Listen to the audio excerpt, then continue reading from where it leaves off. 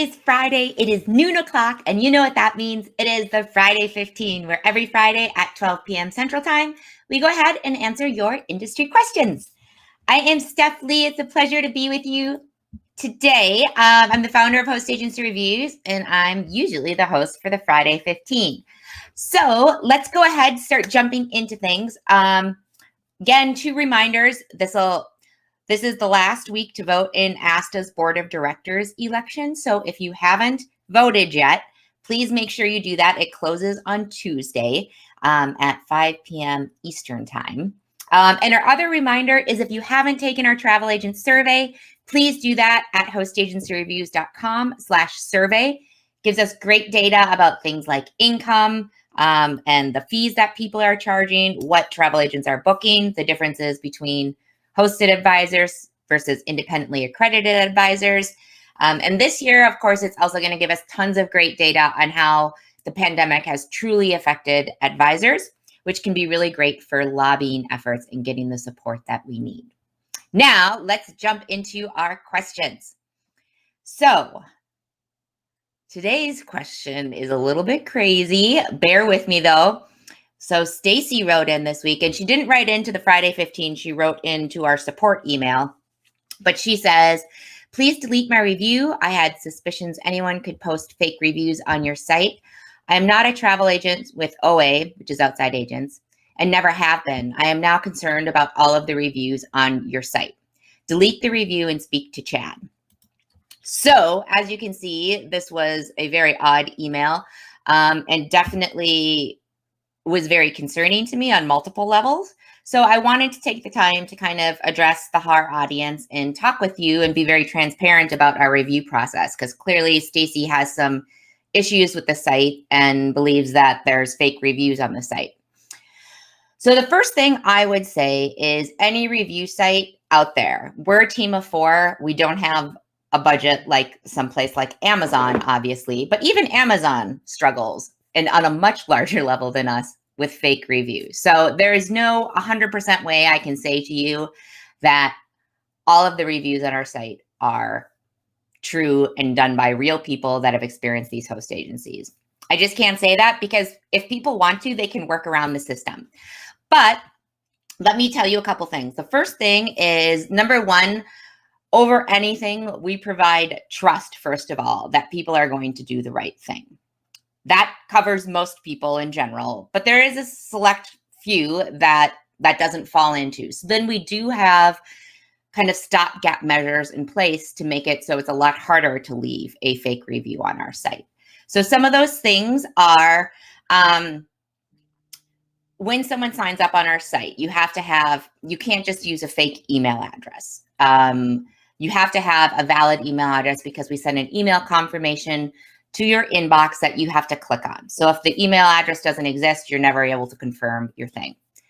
Now, again, if someone is really determined to leave a fake review, as Stacy noted and was able to do, you can set up a fake review, or like you can set up a fake email address, get the email confirmation to that email address, click on it, and then leave a review. So again, there's ways around that. We do IP tracking to make sure they're not all coming from the same IP addresses. And if they are, that's one of the red flags that we look for. Again, people can work around that. They can use a VPN or a web proxy service, and we are not able to catch them. It's an issue. That's why there's so many problems right now with like cyber ransom, because it's very hard to track people if they don't want to be tracked when they're on the internet. Let's see. So with that, I'd like to say, like, again, if people are really determined to leave a fake review, they will be able to do it. But we're very lucky in the fact that we're not like Amazon. The travel community and the hosted travel community is a relatively small community. It's very self-contained. There's a lot of communication and relationships within there. So to kind of give you a broader picture, Stacy, than what you were experiencing, first of all, there's very few people, if any, like I said, that will kind of take the more tactical route that Stacy has taken, where you're going in and you're trying to leave these fake reviews. Most people would just like write us and ask us what the review process is if they were concerned about us. We do have the ability for people to leave, if they want to leave a review, to have it be anonymous. And that was something that was really important to us when we were redoing the site. And it's frustrating for the host agencies because they don't ever get the name of the advisor. We know who the advisor is. On our end, it shows, but the host agency cannot communicate with that person if they don't know who they are.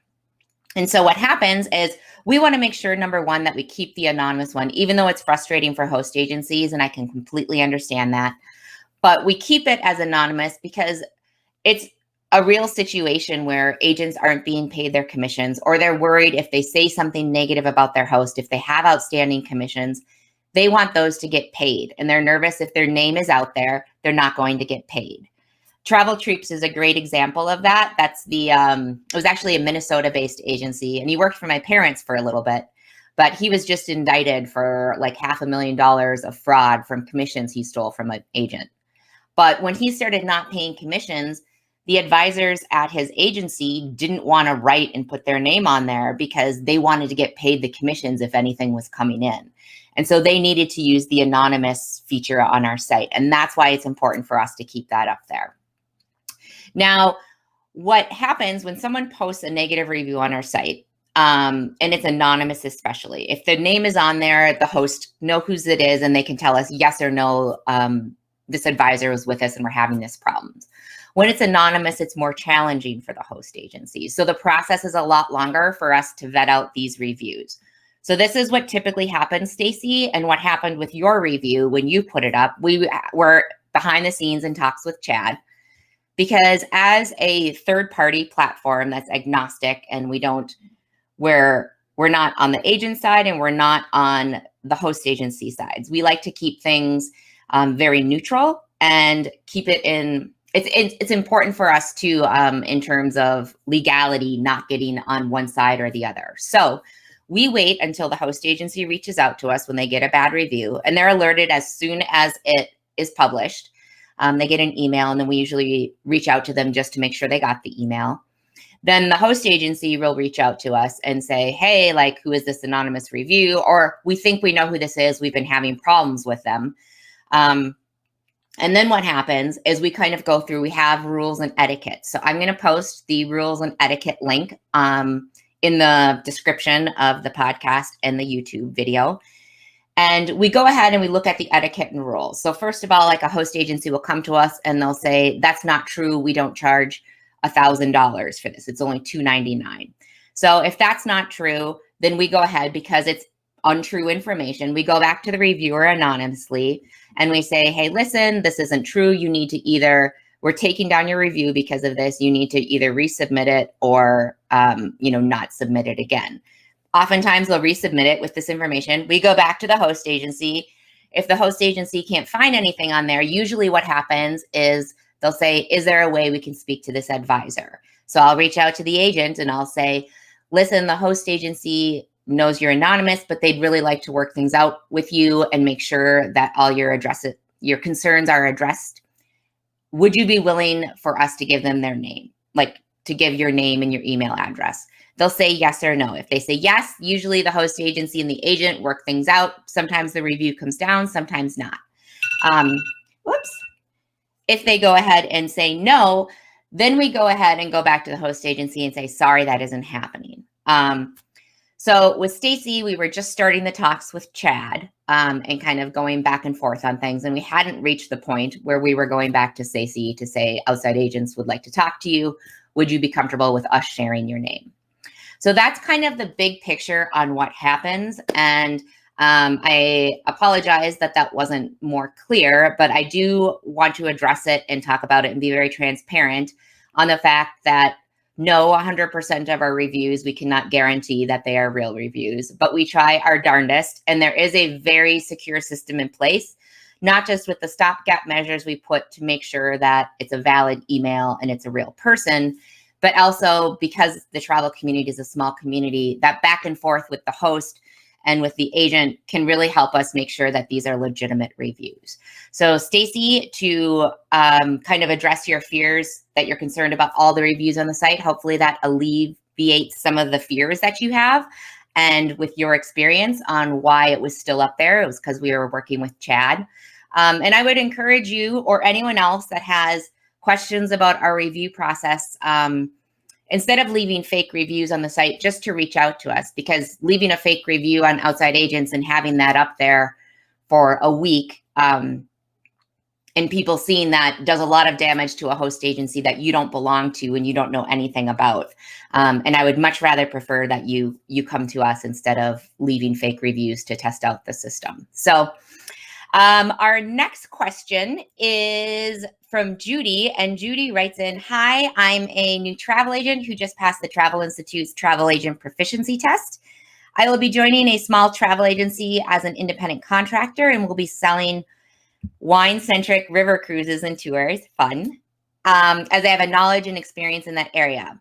I am new, but I've been planning FITs for family and friends for 20 plus years. What would be an appropriate split of commission for a new but somewhat experienced agent like me?" Judy, that is a really easy question. It is going to be like the average when we look at kind of the details from our surveys is 70 to 90% is what the normal commission range is. Now I'm just going on the site right now and I'm just going to pull up, I'm just Googling on the search filter up on the top, the word commission calculator. And we actually have a great article, I think that'll really help you out. It has a commission calculator in there, so you can kind of compare the cost savings with different host agencies. But what I really wanted to show you was we have an infographic in here. If we scroll down just a little bit, and it says host agency startup fees. Here's the most common startup fees. The average startup fee is $332. The range is from $0 to $4,000. It goes over annual fees. It goes over the commission splits, and the most common lowest percentage commission split is 70%. So there's a lot of information in here for you, Judy, to kind of give you a feel if this host agency you're with right now is giving you kind of the best deal, and is out there and competitive with other host agencies out there. So I think that is it for us. How do I unshare my screen?